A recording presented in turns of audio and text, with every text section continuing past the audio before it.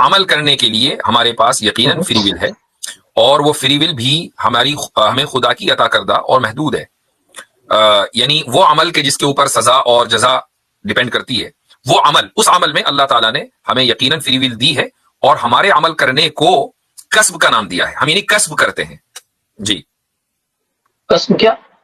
کسب کا مطلب ہے پرفارم. یہ ایسا ہی ہے کہ جیسے آپ کا بیک گراؤنڈ، کیا آپ نے مدرسے میں پڑھا ہے کبھی؟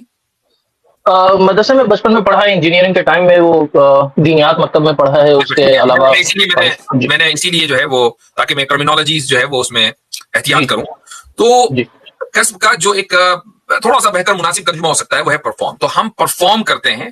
جو بھی عمل ہوتا ہے وہ خدا کریٹ کرتا ہے، اور اس کا طریقہ یہ ہوتا ہے، اس کا ایک جو تھیولوجی میں جو طریقہ بیان کیا جاتا ہے قرآن و سنت کی روشنی میں، وہ یہ ہوتا ہے کہ اللہ تعالیٰ نے ہمارے اندر ارادہ کریٹ کیا. ٹھیک ہے، کریٹ کس کا ہوا ہے؟ کیا ہوا اللہ تعالیٰ کا.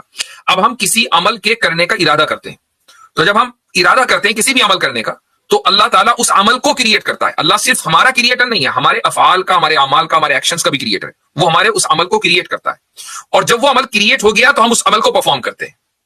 یہ پورا ایک پروسیجر ہے. ہمیں جو سزا یا جزا جو بھی ملنی ہے وہ اس پرفارمنس کے اوپر ملنی ہے کہ ہم نے اس کو کس طریقے سے پرفارم کیا. جی. تو جب کچھ بزرگ یہ جب کہتے ہیں کہ ہم، مطلب فار ایگزامپل کوئی آدمی کہہ رہا ہے کہ نہیں ہم فلاں ٹائم نماز نہیں پڑھتے، ہم فلاں ٹائم نماز نہیں پڑھ پاتے ہیں، تو کچھ کا آرگومنٹ یہ رہتا ہے کہ تم کون ہوتے ہو یہ کہنے والے کہ ہم نماز نہیں پڑھ پاتے ہیں، بلکہ اللہ توفیق نہیں دیتا، اللہ تم کو اپنے پاس نہیں بلاتا ہے. تو یہ اسٹیٹمنٹ کس حد تک درست ہے؟ یہ اسٹیٹمنٹ بھی ٹھیک اس معنی اگر ہے کہ اللہ تعالیٰ کے کسی کام کو کریٹ کرنے سے پہلے میرا اور آپ کا ارادہ ہے.